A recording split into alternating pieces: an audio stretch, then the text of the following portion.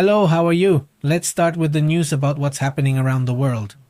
We recorded this footage just a few moments before arriving here. In fact, we had to delay everything because it started to hail, so we looked for shelter. The hailstorm was really intense. Look, let's pause here. This was really intense, at least here in the south of Monterrey. The hail is pretty heavy, obviously, but it accumulates just a little. There are some areas where obviously more fell, in others less, but it sounded really strong, just a bit like this. Like popcorn, right? Like popcorn.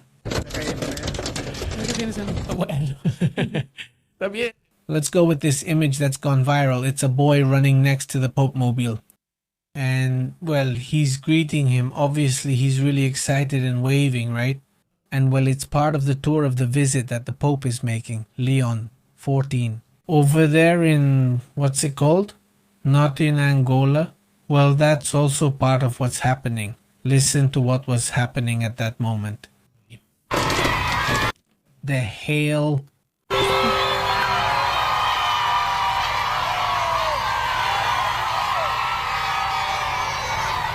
Well, impressive. Also another image that, well, is surprising. That's more of a geopolitics topic, right? That the Russian Minister of the Interior, Vladimir Konostov, had arrived in North Korea. This is a trip in which they are holding talks, according to reports. Well, at the highest level, also good. Another image that has caught attention. This image that, well, for now, has even left people surprised. An image that Mausen himself and others have been sharing on social media. It's an image from China that they've uploaded there. And, well, it appears as a sphere. Actually, no, it's not really a drone. Yes, if we zoom in a bit, it looks like a sphere. ¿Fijas? No. Okay. No sé por qué yo lo veo como aspas y la bolita. No, once it passes the building, let's see. You can clearly see it. It's kind of like a sphere. The interesting thing is that it stays there for a while, just floating, and then suddenly it goes up. It starts, and I'm going to fast forward it because, well, it's crazy how it suddenly goes up. At first I thought it was just a balloon, but it's actually a balloon with a lot of control. It suddenly floated to the height of the building, almost like it was looking through a window and acting as a voyeur. Suddenly it took off, it shot upward, and, well, if not... I'll say the one who likes being watched. No, it's the one who's doing well. And, well, also, well, we'll talk about that in a moment. Well, let's quickly look at a map. There is a plan that Iran has, which has been gradually revealed, one that comes from intelligence, but also another plan that the Iranians themselves have revealed. And on both sides, well, the plan is tremendous. Basically, it's about destroying everything that needs to be destroyed. Con petróleo y gas de los países del Golfo. This is the next plan that is being prepared by Iran. Well, we're going to talk about this in detail in a moment about what's happening, but this is obviously also a tremendous step. Well, this image is quite striking. This is a drone that was recently destroyed or that crashed, I'm not sure. It's a $240 million drone called Triton. It's a drone that apparently malfunctioned. Does it fly at too high an altitude for it to have been destroyed? But, well, these days anything is possible, right? The point is that this type of drone flies at around 50,000 feet, which is extremely high, according to reports. As for this drone that crashed, well, it has now been replaced by another drone. It's similar to satellite photos taken from a very high altitude specifically for intelligence purposes. So right now there's another drone flying over the Gulf. Looks like they sent it, if I'm not mistaken, from the Mediterranean. If they send it, I think they had another drone of this type from Italy, not a Triton drone, according to reports. And, well, according to what flight radar shows, it would already be flying around there too, sent by the US. This drone is called the MQ-4C Triton. It's a high-altitude drone, and it can fly for 24 hours straight at 50,000 feet. And basically what it does is scan everything below. That's basically its function. And, well, now, after losing one of these drones a few weeks ago, they're now launching this other drone. This is towards the Persian Gulf to really see how things are over there. Another image that also draws attention is this. Well, this individual, let's see if we can see him here on the screen. It's this individual who has already been identified, the one who was shooting at the Pyramid of the Moon in Teotihuacán. His name is Julio César. Casos según lo que reportan de 20. In Teotihuacán, he's called César, the Pyramid of the Moon, César. He's an individual who is at the pyramid of Teotihuacán.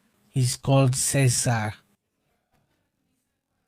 He's an individual who is in Teotihuacán. His name is Julio Cesar. On the moon, Teotihuacán, Julio Cesar. Individual from the moon, Teotihuacán, called Caesar. Individual Teotihuacán, called individual pyramid, Caesar is one. And Teotihuacán, Caesar, one who is in the pyramid of Teotihuacán. Caesar, individual from and Teotihuacán. Caso tremendo. An individual is on the pyramid of the moon and Teotihuacán, called well, now 15, now it's not known, Caesar, one in the pyramid of the moon and Teotihuacán. Caesar is the Teotihuacán. His name is Julio. Que van a aumentarla, ¿no? Como dicen. Yes, well, what happens is that this isn't something you experience in Mexico. No, this isn't something you experience in Mexico. It's not that it shouldn't be normal. No, we're not exactly used to having that kind of security because no, it just doesn't happen in these cases. And I know that in other countries it's very common because there are a lot of guns on the streets, you name it. Well, here we may have public safety problems, but not that kind of problem. It's obviously a huge issue. Let's also move on to the next image. You can still see more movement this time with planes flying around, obviously military planes. We're talking about a massive movement of USAF C-17s flying toward the Middle East. They say this is a military buildup that's taking place right now. While negotiations are being attempted, the planes keep gathering and the forces keep building up. And we have to remember that there's another aircraft carrier on its way, this one heading toward the Middle East.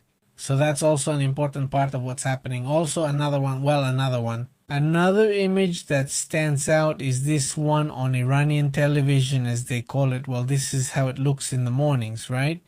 By the way, with a rather elderly gentleman, but very agile when it comes to exercising. They don't do that kind of exercise all dressed as soldiers. This kind of thing doesn't stand out here like it might over here or in other countries. There are always female trainers. The trainer, whatever, doing yoga or something. Well, over there, that's how they show it. I don't know if it's because of the current war situation or if it's always been like that. It's something I don't know, but these kinds of shots really catch your attention. Obviously, there's also another image that stands out. Here we pause it. Well, it's a young man who appears in these videos, and several videos featuring him have already circulated. Yes.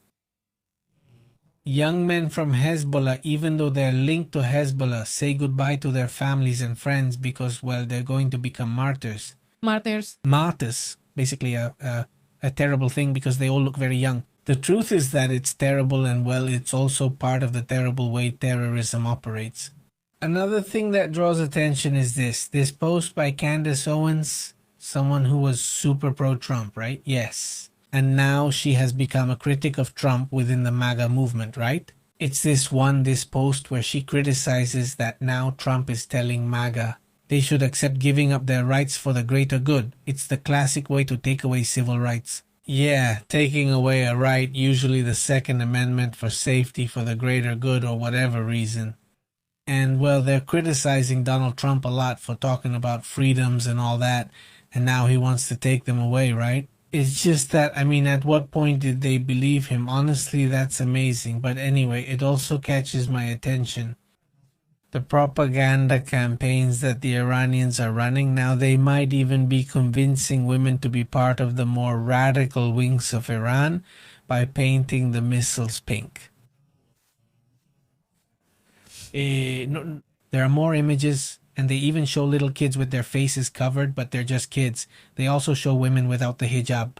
Look, they don't show them like that. Not like, ha ha ha, we're really cool, right? They show the girls, but they add music, you know, painting the missiles pink, cars all decked out with pink-colored artillery. It's like they're giving a makeover to the most radical wing in Iran, the Iranian Revolutionary Guard.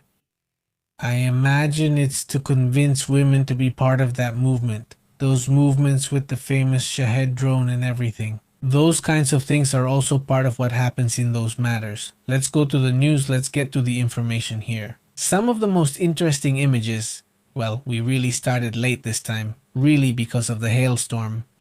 There was someone asking if the guy was Mexican or not. No, he is Mexican. He is Mexican. His inspiration wasn't related to his nationality. He just liked the topic, got into it, and did it. Unfortunately, Obviously, well, if there's a serious problem, not a psychological one. Yes, of course, obviously. And well, where did he get the weapon from? How did the people close to them not notice? There are a lot of questions that obviously come up in this situation. Let's move on to other important topics.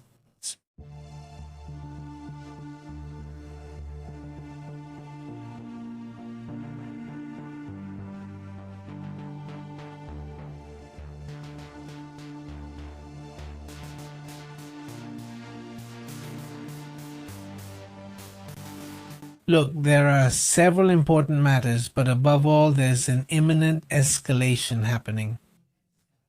The president of the Iranian parliament, Mohammad Bakr Ghalibaf, today we showed an image of him issuing a series of warnings, but he assures that there will be no negotiations unless the conditions they want are met. Basically, that's what they're saying. Ghalibaf accused Donald Trump of seeking a forced surrender using economic and military pressure as a negotiation tool. The Iranian speech reveals the toughest stance, claiming to have prepared new cards, and that's the issue that draws attention. They claim they have new, or let's say new cards. I mean, because Donald Trump has mentioned several times that they don't have the cards. Well, they say they have new cards. One of the cards, the most important one right now, is the issue of the Strait of Hormuz. Well, this image is published in which you can see several targets that, according to the Iranians, according to what is published. By the way, that's also important. Who is saying it, right? Of course, but no, it's not just someone's imagination. Exactly. Who said it? What's happening? They post it, they publish it. It's basically the agency that serves as the mouthpiece of the Revolutionary Guard Corps. We have to remember that right now, the one making the decisions is the leader of the Revolutionary Guard Corps, who is a really tough figure and has basically gained a lot of power. Well, that's good. You just dropped a bombshell. You just dropped the bomb in the sense that you just gave some huge news. I mean, the revelation that Astrid is going to make is something that just became known today, even though it was obviously suspected. It wasn't suspected. But that's one thing. Another thing is that now it's confirmed, this topic is confirmed, and we'll talk about it in more detail in a moment, but it's a really interesting topic. According to the goal of these new letters, it would be to eliminate 32% of the world's oil supply. That's the goal. Right now, the objectives, according to the Tasman news agency, are to destroy the Jambu pipeline in Saudi Arabia, the Fugaria oil facility in the United Arab Emirates, completely close the Bab al-Mandeb Strait. Keep in mind, that's an addition. You can't really see the map there, but here it is. There it is in Yemen. Remember this Bab al-Mandeb Strait, which is going to have a very strong impact on Europe. This one affects Europe more, obviously. So here the ones most affected would be Asia and Europe by far. We would be talking about if this actually happens, it would have a very harsh effect. Tremendous. Even if they only meet half of it, if they meet half, let's say they meet half of it. With that plan, you have enough to generate a global economic crisis, a very severe one, and above all, certain countries in Africa, Europe, and Asia would be very, very affected. If they meet even half of it, and if they fulfill the whole plan, then forget it. It would be tremendous. They went all in. I mean, like they say, they went all out. They brought out everything and said, here it is. This is what we can do. Do you want in, or are we going to negotiate? Just like Trump the other day. He woke up really aggressive and said, this morning I'm going to decide whether I destroy or wipe out a civilization. You know, a brutal way to negotiate. No. Well, now the Iranians are saying, well, they're bringing out their nuclear weapons. I mean, in quotes, you know, like saying, this is the most we could do right now, or the next step would be this, which would be tremendous. Balmande alone handles 6 million barrels a day. So if you add 6 million plus the 13 million barrels that come from the Strait of Hormuz, that would be 36% of the oil, 32% of the world's oil. But take away the gas, the helium, the aluminum, and other things like fertilizers and petrochemicals, all of that, that's what we're talking about. It's a terrible effect, and if it reaches the 3 digits, it would take months to fix it. If they even manage to fix it and restore stability, it would take quite a while. Well, today someone from the US government said that prices won't return to what they were before the war until 2027. They're telling people that prices will remain steady and won't drop much until 2027. The interesting thing about all this, and let's say that's kind of the positive news, Positive, something like that, exactly. I mean, right now, despite everything that's been said, despite all the comments, well, since there's still hope for negotiation, prices are, let's say, not terrible. I mean, I can't say they're good when they're at $94. But you're saying that what could happen is that it could shoot up even more. Well, at least so far that hasn't happened. Markets see too many words and not enough facts. There aren't many actual developments yet, which is positive. I'm not saying that's bad. They're talking a lot. They've really ramped up the threats and everything. But remember how we were a week and a half ago. They weren't just threats. Both sides kept taking action, like a bomb there and another here. Israel was bombed from one side, the US from the other, and then did Iran also attack Israel? I mean, it was like that every day, all day long. It was like this, report, report, report. So right now, as long as it's just words, the markets say, as long as it's just words, the markets aren't going to go crazy. I mean, there's still a lot of oil. And the ceasefire is about to end, and he said tomorrow, and Donald Trump said he won't renew it, so it's either a deal or it won't be renewed. I mean, if there weren't any military movements, you might say maybe it's not true, but no, they were observing movements and planes and planes and planes. So all of that is building up, and I even feel like the Iranians want that, like they're looking for this to escalate even more. They don't seem to have much to lose. Of course, they have nothing to lose. So, you mean, let's see what cards are on the table, right? What are the cards that the United States has? The cards of the United States would be, well, to put an end to the oil from Karg Island, right? It would be to put an end to what else? Because they've already put an end to the Navy, they've ended the whole issue. Well, this about a good part of the launchers, although more and more have come out, right? Pretty much the same. Intelligence now says it wasn't all the launchers. It's actually about half, not the 80% they first claimed. Supposedly, I'm not saying it's easy to come up with that number either, because clearly Iran tends to keep things hidden. Obviously, it's not the style they've had, and they're showing it right now. So the option is basically to attack them more, right? That's basically it, but with a very clear consequence. If there's a next one, if they go back to bombing, the next step is what they say, to go after everything related to refining, oil, and so on from neighboring countries. So, the next step is basically almost full-scale war, what they call open war, total war, or however you want to call it. So it's really interesting in terms of strategies, because what benefits a country more, right? I mean, and what adds up more above all? Regime. Because in this case, what the United States has at stake isn't much in a direct economic sense, but indirectly it is. And what Trump is risking is that he won't have support for the elections. Midterms, and well, honestly, I don't see how he's going to solve that. The midterms are just too close.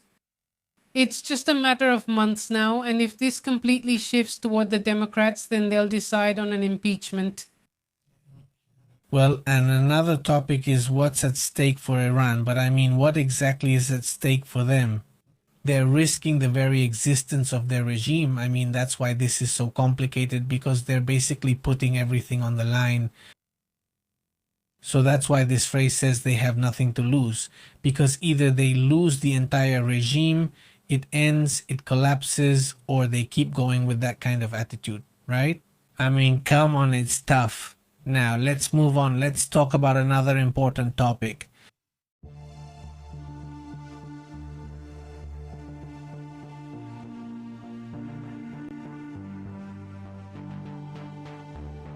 First, I want to greet Miguel Martin.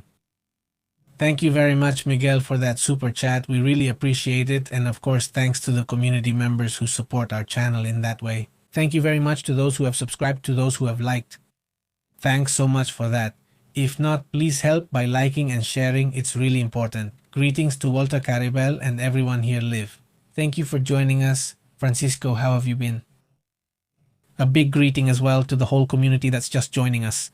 Thank you very much, Enroble. How has everyone been? Well, cheers, big cheers. Look, we're about to start the talk, right? Today we'll have the talk, but there's still a lot to cover. Let's dive into the details. Before we go back to the topic about what's being said about Iran, let's move on to other important matters. It has been discovered by scientists that there is a series of quite strong bacteria, those bacteria that, well, they have. They have the potential to harm people, human beings, and they could be found in certain types of animals that might be somewhat close. Let's go. Scientists have detected a specific bacterium, the one that worries them the most, which is Klebsiella pneumonia, which is found in red foxes but also in wild birds. And above all, I think it's the thing with the birds that has set off the global alarm. This is about the spread of superbugs in a way they hadn't thought possible, and this is worrying them a lot. It's a problem, for example, in hospitals, right? You know, in certain hospitals, it's very common to have superbacteria and so on. Also on farms, for example, we go to certain places, you say, well, there are superbugs there, so you have to be very careful and so on. Especially people with low immunity or people who work there and so on, right? But research is being done and new methods are being developed to attack these superbugs without causing problems for humans. But the research, which by the way was carried out in northern Italy, they practically analyzed almost, well, hundreds of samples. I think it's 500 samples from wild animals between 2020 and the following years, and that's what's going on. Well, although they found very little of this bacteria, the ones they did find, the ones they managed to find, were resistant or multi-resistant to several types of antibiotics. And this is obviously very dangerous. They also identified resistance even to what they call critically important antibiotics for humans, which are basically super antibiotics, which obviously increases the risk. If someone gets contaminated with these bacteria, there's no cure. And we should remember that before antibiotics, well, for humans, even a small cut could mean losing your life, right? And well, how do these bacteria get there? Well, mainly through contamination from waste, medications in water, soil, things caused by human activities. Have animals picked up these bacteria and now they've become your superbugs? Just because they've come into contact with things we humans have done too. That's what we're discussing. That they can spread the superbugs, so to speak. No, the animals picked up those bacteria from garbage and in them they evolved, yes. That's the factor that makes them evolve. Yes, let's say those bacteria became resistant to plastics, to many things, right? Because they're in the soil, in the trash, animals pick them up and they keep evolving inside them. And also, well, the animal, as we've used this word that we learned during COVID, they become reservoirs, animals, reservoirs, and well, at some point, no. It can end up infecting a human being. Well, according to the study, the main conclusion is that superbugs are silently circulating all over the planet. I mean, they're not just in hospitals or certain places, but they're circulating in many places, even far from cities. And what's worrying about this is that there's no control. At least in hospitals, there's some control in the places where they think there might be superbugs. Well, this is spreading more than I thought. At least that's the suggestion of this study. It's a scientific study, I insist, that's still in progress. And obviously, we'll have to wait for other scientists to analyze this information, check the birds, check the foxes, and maybe other types of animals to see if this is also happening in other regions of the world. I would assume so, but obviously that's just an opinion. They would have to do this. By the way, it's published in the journal Frontiers. It's called Frontiers. What is this? This journal, Frontiers in Microbiology, right? That's good for those who are probably biologists or work in that field. They're going to be interested in this topic. Now, the scientific part, right? This was just published on April 15, 2016. Or maybe you didn't know that the study was published, so it's very likely that some of you aren't aware of it, right? I mean, maybe the topic just slipped by you.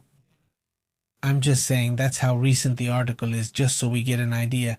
The article only has 338 views so far. No, I mean, and we're one of them. I mean, we saw the article. I mean, it only has that many. Let's say in the world, 338 people have seen this article, besides the scientists. I mean, just so we can see that the information is fresh, really fresh. You can download it if you want. I'll give you the link. Well, I'm going to give it to you anyway, whether you want it or not. Here's the link for you all, especially because I know there are several of you who are teachers in biology, who are experts in the field and so on.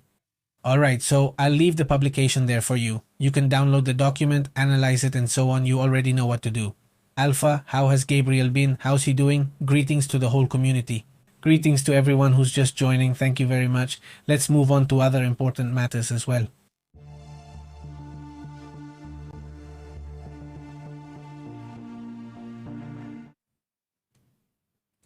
Thank you, Judith Brzezinski-Telex. I believe that Israel invited Netanyahu to the state celebrations for the 70th anniversary of the 1956 revolution and that Netanyahu accepted. Meanwhile, you said that we will reapply for admission to the International Criminal Court, which, as we know, has issued an arrest warrant for Netanyahu. He really did invite the Israeli Prime Minister? And if so, how can this be reconciled with the fact that you also said we want to rejoin the ICC? Netanyahu is coming here and will be arrested. Thank you for the question. I have spoken with many state leaders, including prime ministers and presidents. Today I might also speak with the Prime Minister of Canada. Tomorrow I will speak with the President of Serbia, and I still don't know how many other state leaders I will talk to. Without exception, I have invited them all to the 70th anniversary of the 1956 revolution to be held in Hungary. It will be a celebration that we want to commemorate in a dignified manner. From here, I also send a message to the General Director of the Opera. Do not rent the Opera House to your friends, because we want to organize an important event there, a state event. Director General, let it be worthy of the 70th anniversary of the 1956 revolution. Of the anniversary. But an official document will also be sent about this. I was also clear with the Prime Minister of Israel. We are not backing down because, well, my colleagues have examined it. And we can still stop the withdrawal until June 2nd, since it is the firm intention of the TISA government to stop this and for Hungary to remain a member of the International Criminal Court. So I think I haven't misled anyone about anything. Well, that's an important part of what he says. Well, the winner in the elections in Hungary. Because we have to remember that Viktor Orban, a pro-Russian nationalist far-right figure, is out. He is also right-wing, just not as far-right, let's say. And he leans more towards democracy and says, wait, we will continue to be part of the International Criminal Court. And if Netanyahu or Putin comes to visit Hungary, they will be arrested. It's that simple. No, that's an important issue. They'd be arrested for war crimes, that's it. I mean, just to clarify that issue, Hungary isn't leaving also because they hadn't they promised that they would continue to be part of it? Of the International Criminal Court. He clarifies they will remain part of the International Criminal Court, as his earlier decision would have soon excluded them. Yes, we should remember that Orban invited Netanyahu to Hungary and he visited. This drew much attention since they were still in the International Criminal Court. Exactly. But well, he decided to ignore this reason, right? And he didn't detain him, just like several countries have done, because the reality is that several countries have decided to ignore this. The same with Vladimir Putin. But well, it's a topic that this prime minister is not willing to keep ignoring. Well, that's the issue. Now let's move on to other important topics. He will be the prime minister because all of that is still in a legal process. But let's say he's already setting his agenda. He is making decisions. There have been several problems there because from Orban's government, for example, the foreign affairs minister locked himself in his office and is burning papers. Much information is being lost. Yes, we mentioned it. Yeah, I mean, it's crazy. I mean, he's burning stuff there. What kind of information was there that he doesn't want to be... It's known that issue is Rossi's.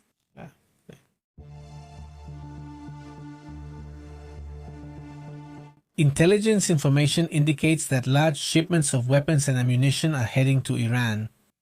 This is an issue that also, well, obviously shows that both sides, the United States and on the other hand Iran, are preparing for a more open conflict. Tension has obviously increased, especially seeing that intelligence at least warns about this, right? According to reports from Washington, they are preparing naval operations to stop military shipments to Tehran.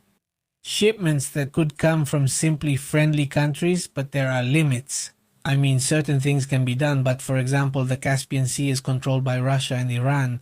So if weapons arrive through the Caspian Sea, I can't do anything about it. It would be very complicated to deal with that. Despite the apparent ceasefire, the tension or the pause seems more like setting up more conflict. The US military is already getting ready to intercept ships in international waters, something that could lead to a bigger conflict. In fact, the ship that was stopped, Yes, it was carrying weapons. it was carrying all sorts of materials. I mean, it was carrying products or materials that can have a dual use. You know how sometimes they say, hey, it's 3,000 microwaves. That's strange, right? Just saying, you know? Yeah. It's just that from that microwave, they take out a part that goes into a missile that they can't build, that they don't have the capacity to build. But hey, if I buy these microwaves, I see that they have these parts that I need to build a missile or to build whatever. So that's it. That's how they make those dual use purchases in different countries around the world, and then they send them on ghost ships. So on this ghost ship that the United States intercepted, they were able to discover this situation, which is very relevant. That's why they tried to escape. That's why they were fleeing. Exactly. Because for 6 hours they didn't stop, and they were told to stop or they would be attacked. Until at one point a precision missile was fired at the engine room and the ship was disabled. This is the oil tanker. Actually, it was a cargo ship, not an oil tanker. A cargo ship that, well, they literally made a hole in it. Yes, maybe. I mean, I don't know how that kind of missile works, but it didn't explode. If it doesn't sink it, It doesn't sink it, it just leaves a hole and, well, it just disables it. The engines don't work anymore. Now, the procedure will be gradual based on what's being reported. First, they give a radio warning, then they do an inspection, obviously a forced one. If there's cooperation, they check everything. If not, they don't. And if they find anything improper, well, obviously they're going to take it. Now, what this shows is that China and Russia are interested in the strategy that Iran and all of them continue. I mean, they're betting on it continuing because in the end, those are the ones they've done business with for a long time. exactly. Well, obviously, this means that we're going to keep seeing tensions in this sea, right? And that this also makes negotiations much more difficult. That's right. Well, let's move on to other important matters as well.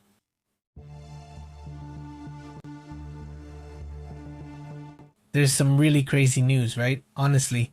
Honestly, yes, I don't know. Grossi is unreal. Yeah, honestly, it's, let's say, one of the things that still works at the UN, right? The IAEA, this organization, well, it's basically the UN's nuclear agency, the one in charge of nuclear risks. Rafael Grossi reveals something major when he warns that up to 20 countries could be trying to develop an atomic bomb. I mean, 20 countries that don't have nuclear weapons might be considering getting nuclear weapons. I mean, the issue with Iran is just one, but who knows how many other countries are already preparing to get nuclear weapons. It's already been mentioned. It's not just countries. North Korea, South Korea is considering it, and several European countries have brought it up because they feel that weapons just aren't enough. At the end of the day, the war involving Russia, the war involving Iran has shown that at any moment you can lose a lot of territory. Absolutely. And even your own allies can betray you, which is the worst part. The worst? That's the worst and biggest lesson we've learned in recent years. When you realize that Big Brother, not the older brother, so to speak, not the most powerful one in theory and all that, turns out that suddenly he might also feel like taking away a tiny little island from you, right? Like Greenland, then the Europeans realize, wow, what do? We can't do anything. So, I mean, in any case, France has nuclear weapons, but they're not going to use them for Greenland. But you say, hey, if these countries wanted to, they easily have the money and the technical capability to make nuclear weapons without any problems. Or no, they don't have any problems with that. They used to say we trust our buddy, our friend, our big brother, so to speak, not economically, whatever you want. We trust that they could protect us and so on and so on. Now, not only do they fail to protect you, but they can also bully you whenever they want, so to speak. So what Rafael Goros says is really shocking. Exactly. A world with 20 or more nuclear powers would be extremely dangerous. He says that's his worst fear. That's what he admitted today. This was an interview he gave to The Telegraph, an English media outlet, and, well, he has warned about this, right? Well, basically, more countries see it as a necessity, like, if there's a country with a dictator who suddenly wants to invade me, the only way I can protect myself is with nuclear weapons. And the best example is Ukraine. Ukraine had nuclear weapons. Yes, they gave them up because the United States was going to protect them, Russia was going to protect them, and both of them just ignored it. By the way, today I heard some of those little rumors that come out during negotiations. The United States was questioned when it was negotiating with Iran. Yes, in the ones from last weekend. Sorry, last week, that the agreement with Iran was going to be respected, just like the Bucharest agreement with Ukraine was respected. That's the problem. When you don't honor agreements, other countries doubt you. They wonder, if I make a deal with you, how do I know you'll keep it? Well, yes, it's complicated. It's just that, well, besides, politicians keep changing and they also sell different narratives to their followers. And this also breaks or betrays agreements that have been in place for a long time. So, well, it's a serious issue. Let's move on to other topics.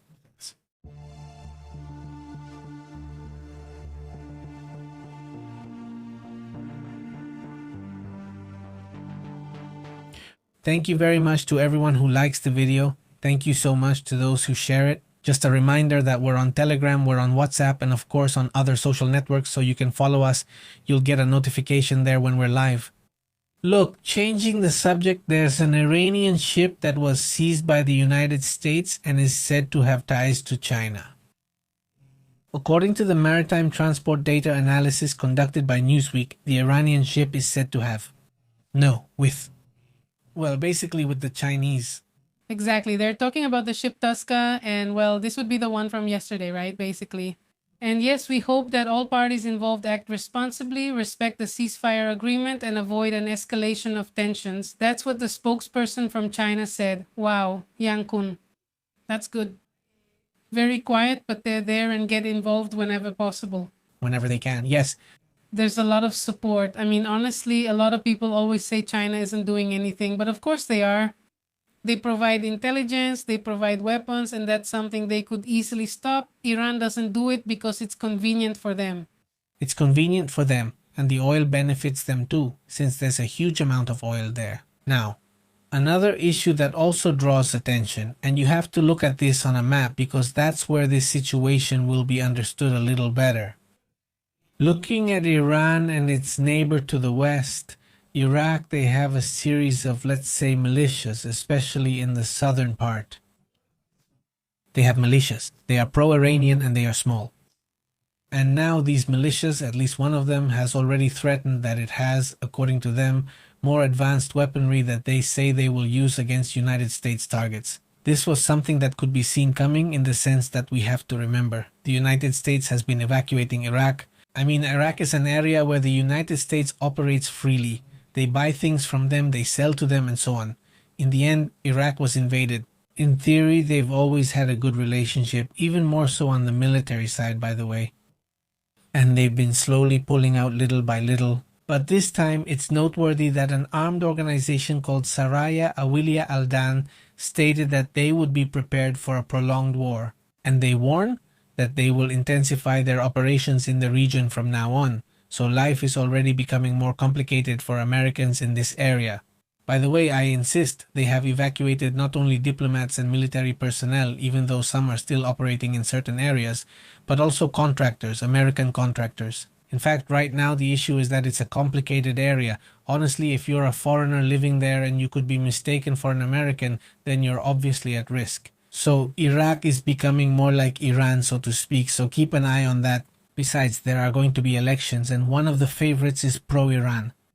So, well, it will be another loss that could happen if this continues. It seems to me that it's easier for Iraq to become more like Iran and for the conflict to continue. So, and especially considering the one who's leading right now. For Iranians, it's not Mojtaba Khamenei, since he doesn't even know where he is.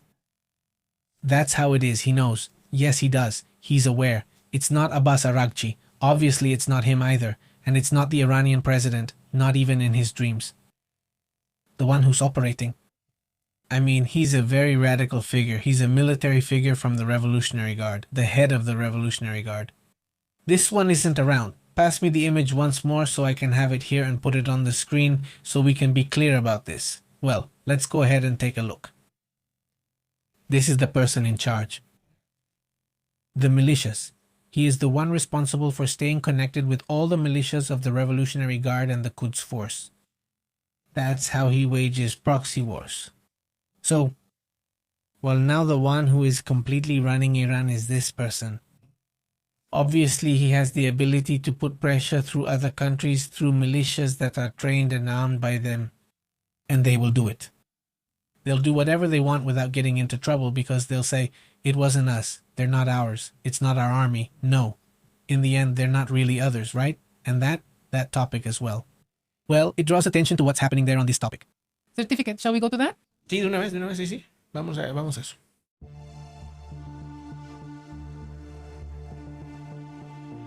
Well, we're talking about this man, the head of the Islamic Revolutionary Guard Corps of Iran, who is linked to the most extreme anti-Western ideology in Iran.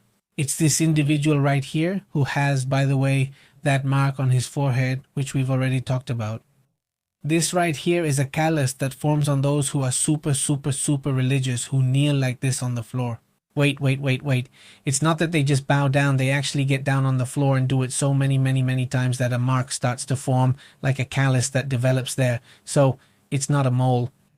Notice, many of the most extreme Iranians have this mark. It's a mark that basically shows how radical you are. It's just that he almost always appears with a cap. I don't know if you've noticed. Let me see if I can find a picture of him with a cap right now, but you'll recognize him more. Why? Because he always appears with a cap. He always wears something like a baseball cap. So that's why it's kind of complicated sometimes. But anyway, tell us how things are going. Well, this person is considered within the elite group as the most radical, one of the most radical, and obviously this is a pretty strong warning. By the way, Ahmad Hajidi, he was involved in that attack in Argentina. He is one of the people who was involved in the development of this terrorist attack. And he has a pretty bloody history. He has taken many lives and he's also gambling. He is a strong believer in the whole death to the United States thing. A strong character, very dangerous. Anti-Western. Yes, very anti-Western. Many consider him, they also knew him by the name Qasem Soleimani. They know him from before this Soleimani. He is a veteran commander of the Quds Force, also of the Iranian elite unit. And well, this person, as far as we know, represents the militant wing of the Islamic Republic. He is the predecessor of Qasem Soleimani and is part of the first generation of Iranian agents who have ties with groups, militants in Lebanon before and after the Islamic Revolution. According to sources, he trained in camps linked to Palestinian and Lebanese factions in southern Lebanon. This partly contributes to the alliance with Hezbollah. For him, this alliance is very important. That's why we constantly see them fighting for Hezbollah to stop being attacked, because they are not willing to abandon them. And analysts and Western governments have linked Gidi to some of the more violent attacks, deadly ones that have been backed by Iran. I mean, it's not directly them, but it's the groups they support. No. It's the groups. Sorry. There it is. This one. That's how it is. I mean, this guy either orders the training or does it himself. But yeah, he goes around training groups in other areas. He has this idea of expanding through war, basically, and guerrillas and that kind of thing. Among his credentials is an attack that happened in Beirut in 1983, where 241 US soldiers lost their lives. An attack at the Khobar Towers there in Saudi Arabia in 1993, an attack on the US Embassy in Yemen in 2008, and well, he's quite a character, yes.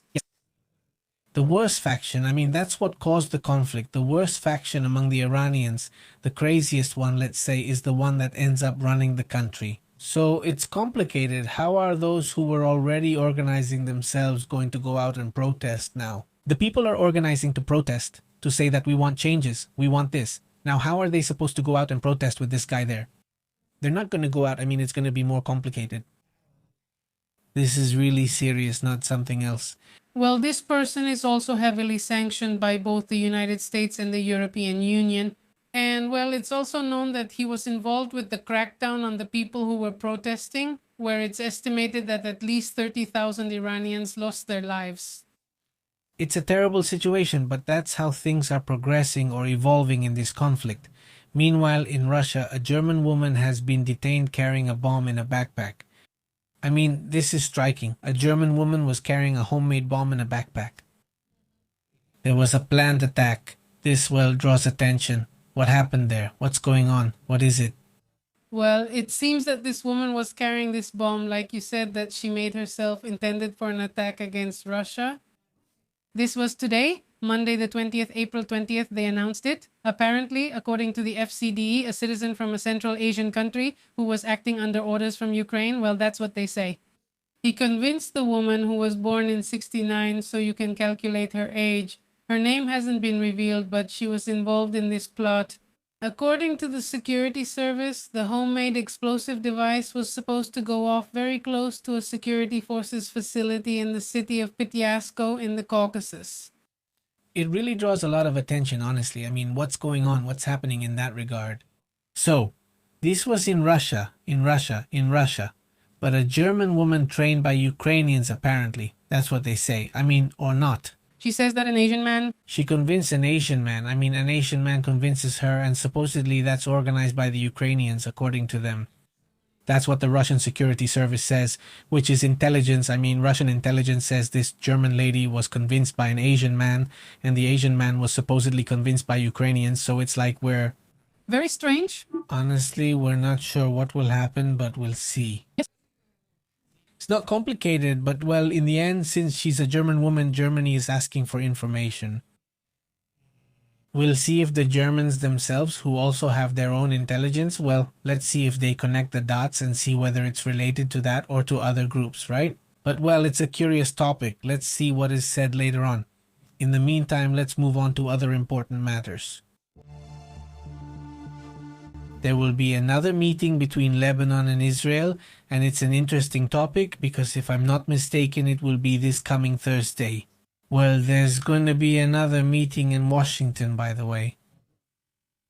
Because Donald Trump wants to earn the gold star for ending the next war. Well, he already gave it to himself, but the war isn't over yet. I'm sure they'll report that, Lebanon is going to meet in Washington with Israel to have a second meeting. A round of negotiations to try to reach peace. The thing is that there, you would also have to see how both can act together to go against Hezbollah. The problem with Hezbollah is that it's a radical paramilitary group, but at the same time, it also functions politically. I mean, they also have politicians from that group within Lebanon itself. So, how do you deal with that? I mean, it's because they're inside the country. So that part must also be difficult. Exactly. She says that the one leading the Lebanese delegation is Simon Karam, who is a veteran. The diplomatic issue is extremely important. She has a lot of experience. She had some conversations in Washington with Israel in 92 and 93. And well, he will be the person who will be this coming Thursday at the table face to face with Israel. It's a topic that, well, is very difficult, as Pepe mentioned, to solve because it's a third party that's causing the problem. Exactly. Well, that's part of what's happening in the area. By the way, another issue that draws attention is now confirmed because I got this information today. I mentioned it actually, but well, there were more details missing. It wasn't known that in this area of the Strait of Hormuz, more toward the Gulf of Oman, in this area, many Iranian ships or ships of Iranian origin had been detained by the United States. Now it's known that there were 27. I mean, that's now confirmed. That number had been given, but full confirmation was still missing. And well, here they've been detained. I mean, 27 ships have been told to turn back, and let's continue. They're forbidden from allowing any ship, whether it's going to Iran or leaving from an Iranian port, they're forbidden from letting them depart. Basically, it's not like what happened with the Tuska freighter. Of course, the Tuska freighter was shot at, right? Why? Because it didn't stop for 6 hours. So at some point it was about to get away and they said, well, let's put an end to it. Well, not sink it, but stop it, right? And well, that has also drawn attention, right? What do you know about this topic? How is the situation with this topic? As for the detentions, well, there were 27 vessels, like you said, that had to turn around and go back. Okay. And well, it's a topic we've already talked about a lot. It's obviously not helping the negotiations, of course. And today, by the way, Donald Trump said that he won't let himself be pressured into reaching a bad deal. He says, we have all the time in the world. He says that time doesn't bother him. He's not in a hurry. He's not desperate to get the deal done right away. So in theory, he won't accept just anything. We'll see if this actually happens. He has made this very clear, hasn't he? That he doesn't intend to accept just anything that Iran gives him or offers. And he says, if there isn't a deal, I'll just wait for it. And well, no, he doesn't plan to extend the ceasefire either, as we mentioned a moment ago, okay?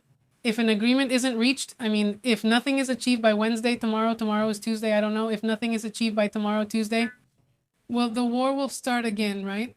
We might see an active war possibly until the agreement that Donald Trump wants is reached, which is a really complicated issue because Iran doesn't want to accept anything that even slightly suggests they lost. And obviously, Trump feels the same way. Well, it's a complicated issue. Let's move on to something else. Let's go to the comments.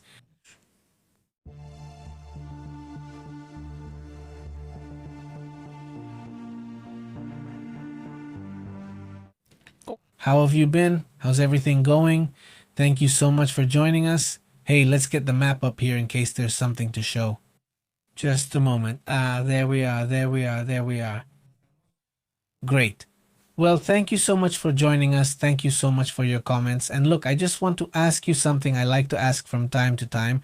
Where are you watching us from? What country or city are you in? Thanks to everyone watching in the United States. Those of you watching us in Florida, here in Mexico City, and also in Monterrey. Thank you so much to everyone watching us in all these cities. In Chicago, by the way, also in Utah, and those watching us in Europe, obviously, right? Thank you so much in Spain, other parts of Europe, and now the Middle East, right? There are already several there. Several. Who show up over there, right? We also have someone from Sweden today. And Sweden, yes, who was commenting. I don't remember the last name, but anyway, thank you so much for watching us. Thank you. A huge shout out. Thank you so much. Yes. Greetings to Rublox. How are you? To Francisco Arce, Walter Osorio, Femendez, they're here too. Hi there. Emma Andrade. Robles says, if I don't comment, I fall asleep. Greetings. Greetings to Jose Manuel Roman, who is watching us from Venezuela. And also to MT, who says, all this time, both sides are just arming themselves more and more every day. Is that true?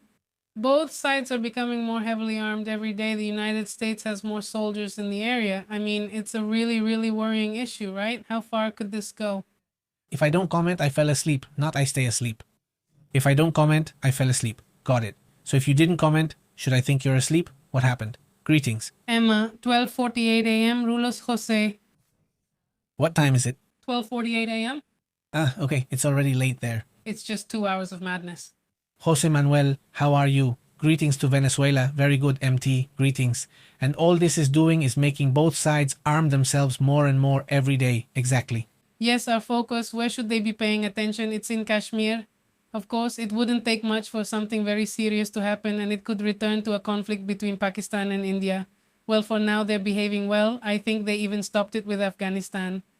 They had some talks and the topic wasn't discussed anymore, so well, I guess it stopped. The war hasn't been cancelled. The war is still going on because peace hasn't been established yet, right? But there's a ceasefire. This Is a pause, the real game. right? Also, big shout out. He says the map is upside down. You're right. That's true. Look, she is paying attention. I want to move. Who was it? Francisco? He is paying attention. The rest of you, not so good, huh? Greetings to Jesus Salazar. He says, greetings from Punta Cana. Greetings, Jesus. Hello there. Greetings to Ivan Montoya, who should cost us, who is an avocado member. Greetings. Greetings. Hello there. Greetings, Ivan. Greetings also to Ben. And also to Carlos Julio Perez. Greetings to Sri Pepe for his work. You stay well informed. Thank you very much. Yesterday in Montevideo and today it started off cold. Crazy, says Carlos Julio. No, the world is already crazy, unfortunately. Yes, it's really crazy because, well, I mean, right now we have a very strange weather. We're wearing jackets. Jackets and thick jackets. I mean, not just any light jacket. It's been cold with what do they call it?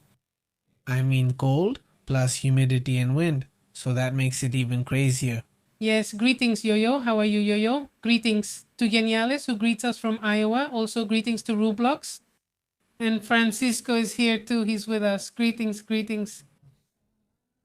Greetings also to Ben, whom we've already greeted, to Rublox, to Yo-Yo, to Raul Sachs, to Gabriel Duran. I'm bringing up the map. I'm passing it. Yes, you know, Gabriel Duran, how are you? Ideas Geniales, how have you been? Very good. Greetings to Iowa as well. Iowa, look at that. Awesome. Well, to the whole community watching us in those parts of the world, thank you very much. How are things over there? Greetings to Edicia Sendeño, to Caribel. How are you, Caribel? And also greetings to... Greetings. Saludos. Sandro, how are you? And about Israel, who will pay for that? Sandro says, greetings, Sandro. Greetings, Sandro. How have you been? Greetings to Annie. How are you, Annie? Pepe says, I know. Good evening, everyone. Greetings, Annie. Pepe says the United States and Israel started and want to finish with Iran. He says greetings. Greetings. How have you been, Neri? They waited. How did they expect them to finish with Iran? He says greetings. Greetings, Neri. Greetings, Neri. Very good. Greetings to Texas. How are you guys over there? Who else is out there? He says, greetings. No, I think Trump and his ultimatums will be up to their usual tricks. He says, well... the ultimatum. I'm going to give another ultimatum. Another one, right? Yeah. The ultimatum, right? It's intense. Ultimatums. I don't know how many we've had. Let's say 3.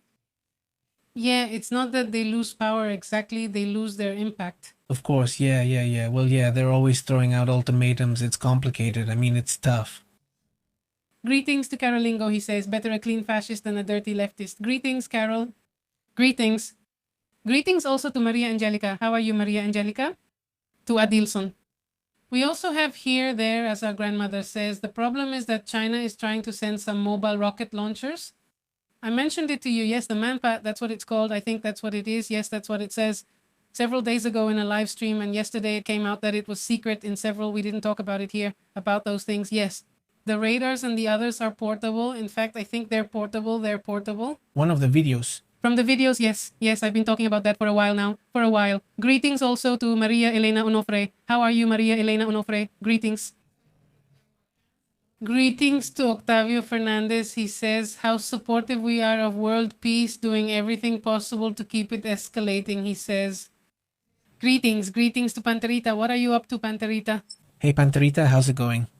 Hello there. He says, does Trump want all the oil on the planet for himself? He says, north, south. How have you been, Hernando? Greetings. Pepe here holding it down from Bolivia. Greetings, Hernando. How have you been? How are things over there? Greetings, says Verderi. Greetings, guys. See you. We're going on tour to the United States. He says, sounds great to me. Oh, Verderi, which group are you going with? Good luck, Verderi. I hope all goes well. And, well, have fun too. I can't imagine your job is fun. It's tough, but it must be fun, right? I suppose so. I don't think you're going to get bored. Greetings. Great, he says. Good luck to the travelers. Positive vibes, thanks. Greetings to Milena.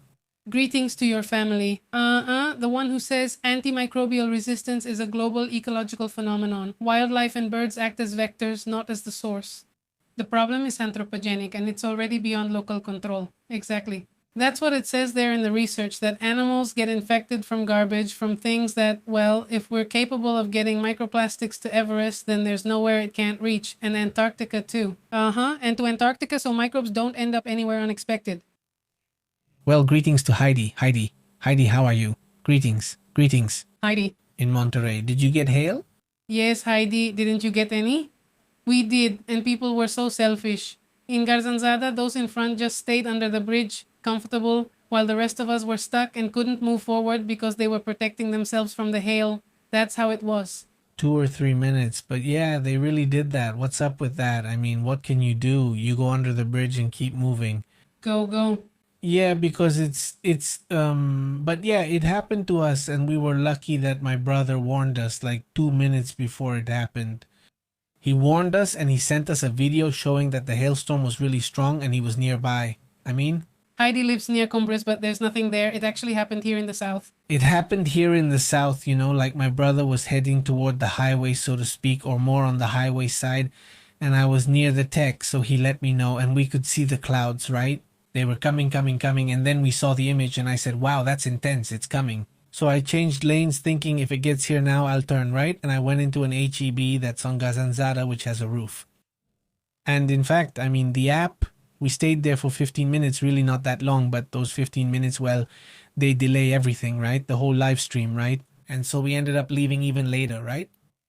Greetings, it says Syria is already free. It says the one who needs to be freed is saliva, right? It says greetings, Neri. Hey there. How have you all been over there in Texas? Hey, yeah, in the end, there are like You know, as they say, there are also interesting things happening in the Middle East. Not everything is negative, right? It's the situation in Syria. Honestly, that turn has also been very interesting. And I feel like either this or it gets more complicated. I mean, basically, it's like we're at that crossroads where either everything goes to hell in the Middle East and it gets much more complicated, or it doesn't. And from what I've seen, at least in reports from the Middle East, it's like they're there. I don't know, they're seeing something positive because I see them very calm. Although some Middle Eastern countries have made significant arms purchases. It's like they're getting ready just in case if things go wrong, and trying to give the impression that at least they're more or less calm, right? And the news about the crow, well, then about the bacteria, the birds, the foxes and all that, right? Exactly, the bacteria and the birds, right? Yes, that's it. It's true, and sometimes we're all into Zoe, you know? Zoe seems to be catching on with the kids. Yeah. She's getting some attention because one of our kids said they wanted to listen to Zoe's music, which I found strange. Yeah, we thought it was strange. Because I'm going to skip that one. I mean, in the mixes I have some Zoe tracks mixed in there, but this one, I don't have much either, you know? It showed up and I was going to skip it since I wasn't in the mood for Zoe. He told us that, so we just left it. And it seemed strange to us. I found it strange that he knew him. Greetings to C. It seemed like you knew him. Yes. Dario La Chilena says, I believe that the late Judge Nisman said that the attacks from Iran on Argentina were a false flag attack. It would be good if you watched the documentary about Nisman's death. Greetings. He says. Greetings to Marvin as well. Yes, it was good. Honestly, yes. I mean, we started thinking about where we could take shelter. Honestly, I said, no, well, why would we stay in the car? It's scary, isn't it? You're hit by fire. No, and at one point, I mean, it sounded like the glass was about to break. Pepe could already picture it shattered. Yeah, at one point I heard a really loud bang and I thought, that's it, it's shattered. But no, we made it without breaking one. Once, remember? Yeah. We had only had the car for a week, not even a month, and something fell on it. I can't remember if it was hail or a rock. No, it was a rock from a trailer. A trailer, right? So it left us with the typical star-shaped crack, you know?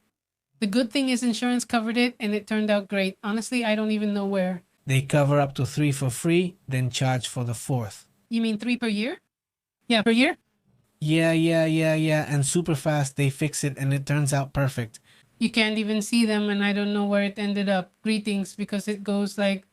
If they leave it, it keeps spreading. It already happened with the other one, the one who got out. You know who. No, it kept spreading really badly. He says, cheers, greetings. He says, poor Naibot, nobody pays attention to him. He says, come, greetings, come. He says, how are you? Our youngest son was going, and it would be weird for him since he hadn't experienced it before. No, yes, surprised you say. Correct, he says. At concerts, parents go with their kids, and those who don't have kids yet, people of all ages go. Good music is timeless. Yes, well. How cool, yes. Greetings and greetings too, our grandfather tells us. The arrest of the German woman is revenged by the German and Ukrainian junta, and that they were showing drones and robots, yes, because of what happened today, right? Okay, yes. He says, hey, good thing we didn't go out today because it's raining a little, or actually a lot over here. And supposedly at 1 o'clock it's going to get really strong. I mean, he says, heavy rain, 1 in the morning. He says, Ven, I was just about to ask about Ven. Greetings, says Neri. Oh, look, Pepe. Iran is the Middle East program. Greetings, brothers. You are the best. Greetings. Thank you very much. Greetings, Neri. Greetings. The Middle East program is a program. Yeah. Okay. I mean, I know. The what we just put, the program where they're exercising, which one was it? The program of I Did It For Her. Okay.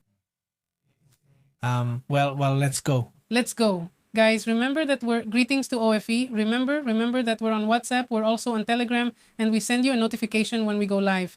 There they are behind next to Pepe's head. Move your head so they can see. There it is. Point your phone, guys. Open the photo. And well, it will take you to the Telegram link so you can get the notification just for the live streams and for the latest information. So see you tomorrow. Thank you for your company and being here with us. If something urgent comes up, I'll let you know. Otherwise, see you tomorrow. Thanks again. See you later. We interrupt your regular programming. Thank you for tuning in to The Truth. This is Pepe en Vivo. The truth is intense. The unusual is real. Here we analyze it. Global perspective. Don't miss out. Tune into the channel. Pepe and Vivo controlling the airwaves. Pepe and Astrid telling it like it is. Raw journalism. There's respect here. Turn on alerts. Don't lose track. Until next time. Yes, sir. We're taking attendance. Subscribe. Pepe and Vivo in the house. Dad,